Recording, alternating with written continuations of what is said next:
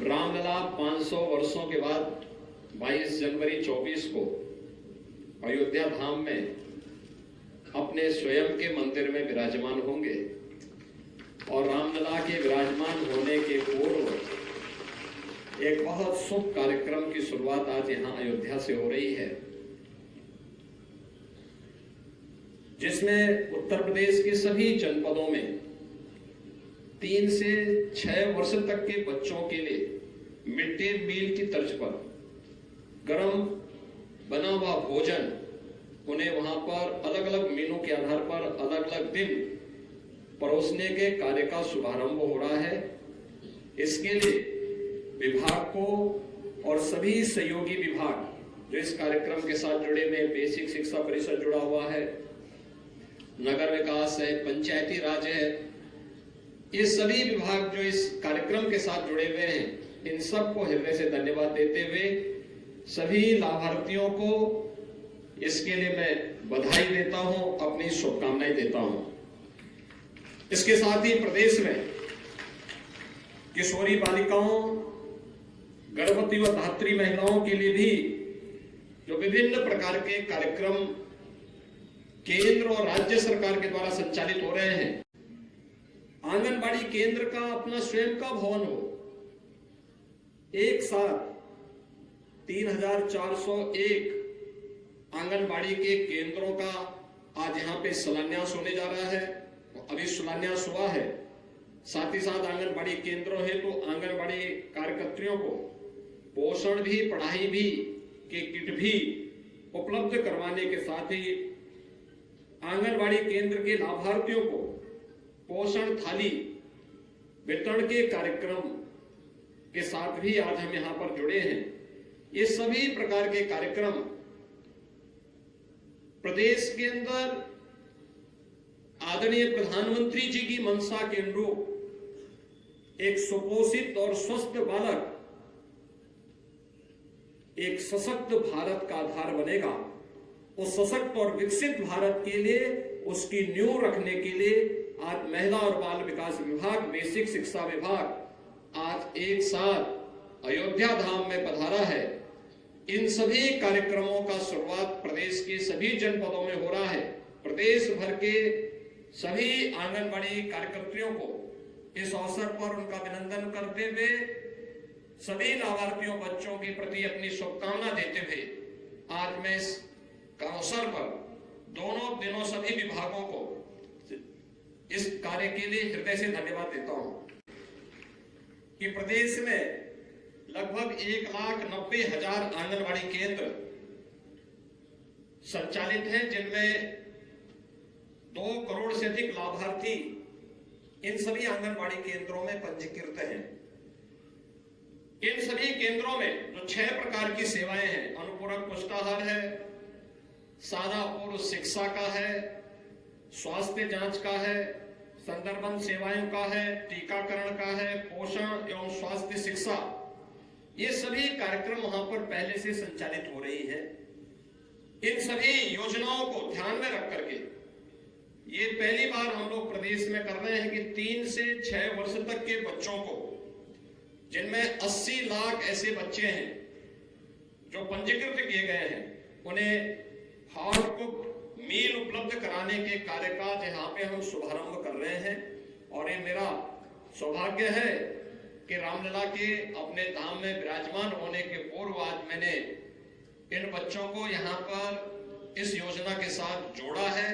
मुझे अत्यंत आनंद की अनुभूति इस कार्यक्रम के साथ हुई, क्योंकि बच्चे तो भगवान के रूप होते हैं और आप सौभाग्यशाली हैं कि कान्हा को द्वापर युग में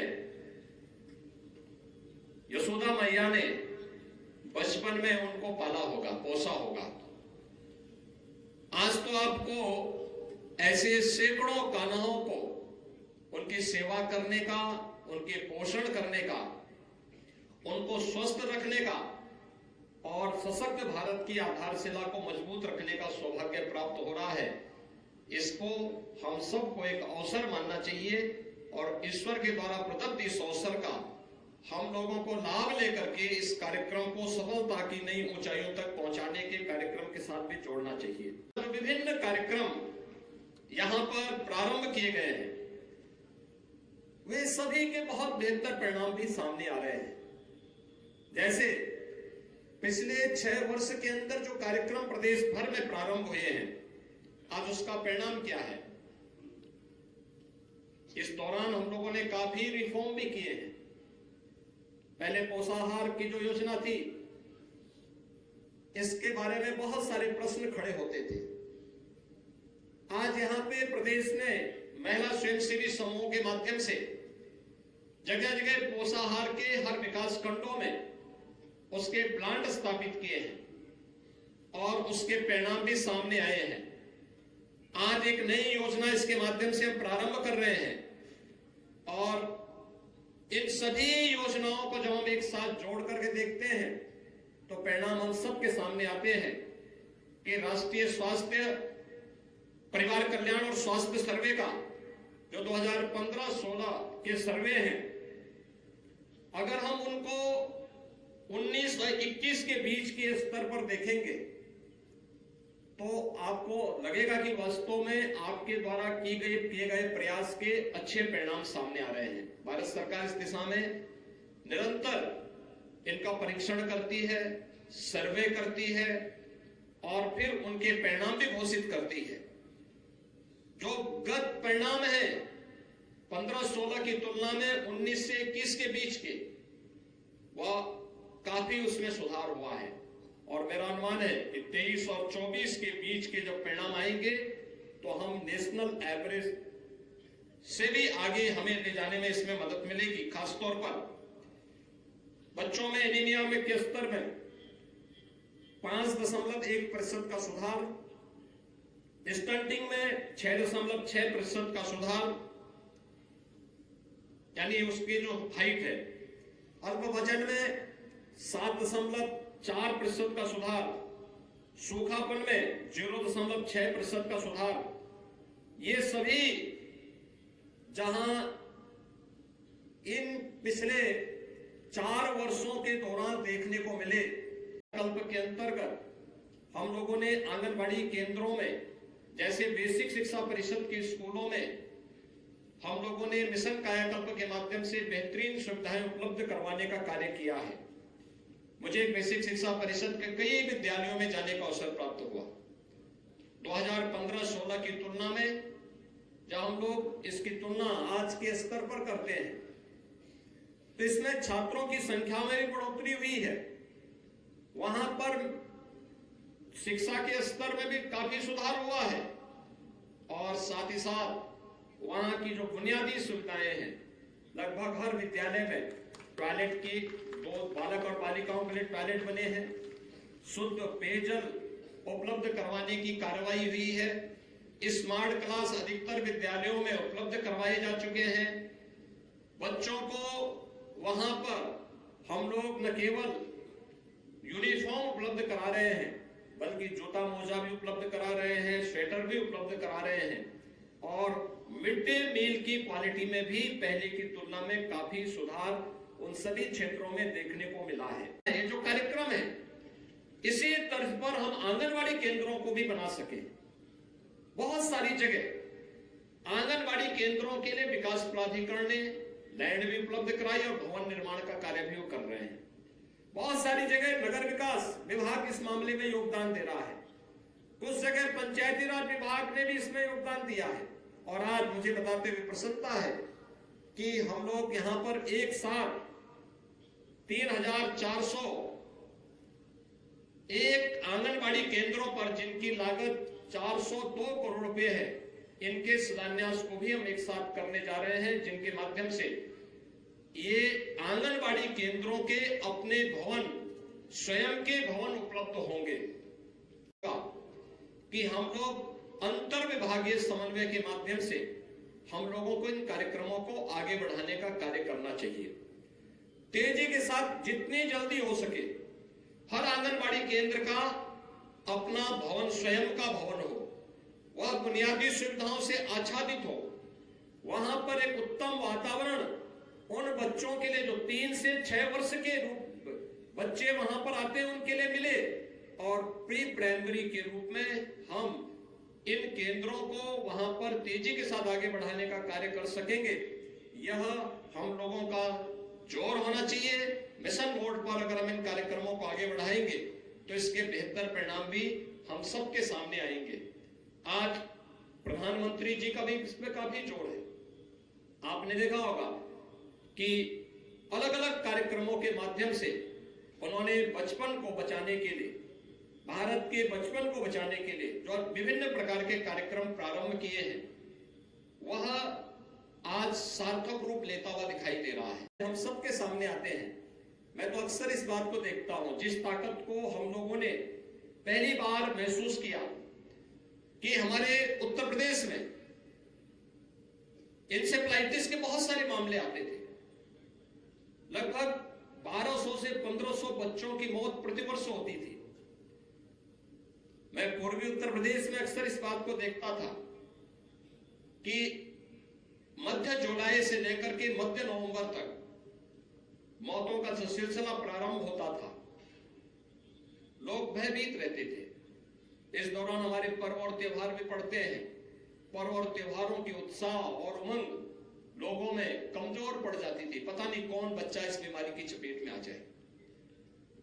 लेकिन जब अंतर विभागीय समन्वय के माध्यम से उसके बीमारी के खिलाफ एक अभियान चलाया गया, स्वास्थ्य विभाग को इसमें नोडल विभाग बनाया गया था, महिला और बाल विकास विभाग, बेसिक शिक्षा विभाग, नगर विकास विभाग, पंचायती राज विभाग, और ये सभी विभाग मिलकर के जब इन कार्यक्रमों, इस अभियान के साथ जुड़े, आज परिणाम क्या है? जो बीमारी 40 वर्ष में 50,000 से अधिक बच्चों को निकल गई,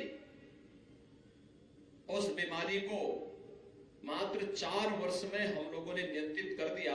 आज इंसेफ्लाइटिस का कोई मामला हम लोगों के सामने नहीं है। दूसरा, जनपद स्तर पर जहां यहां पे विभाग को भी, विभाग के साथ साथ जिला प्रशासन इसमें नोडल अधिकारी नियुक्त करते हुए बेहतर समन्वय की व्यवस्था कर ले।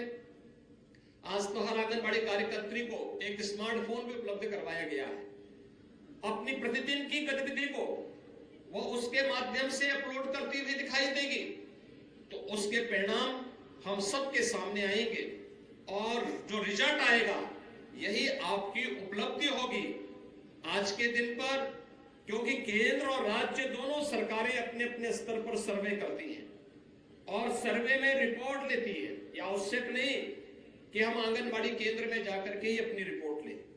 हमारे पास पंचायती राज विभाग से भी जुड़े हुए आंकड़े होते हैं, हमारे पास स्वास्थ्य विभाग के भी आंकड़े होते हैं, हमारे पास नगर विकास के आंकड़े होते हैं, बेसिक शिक्षा विभाग के अलग होते हैं, अलग अलग विभागों के आंकड़े होते हैं। और फिर सरकार की विभिन्न एजेंसियां भी इस मामले में अलग अलग समय में कार्य करती हैं। उन सबके परिणाम जब एक साथ जोड़े जाते हैं तो हम लोग इस निष्कर्ष पर पहुंचते हैं कि हमने जो कुछ किया, अगर हमें अपने स्वयं के कार्य से संतुष्टि नहीं है तो परिणाम कभी संतोषजनक नहीं हो सकता।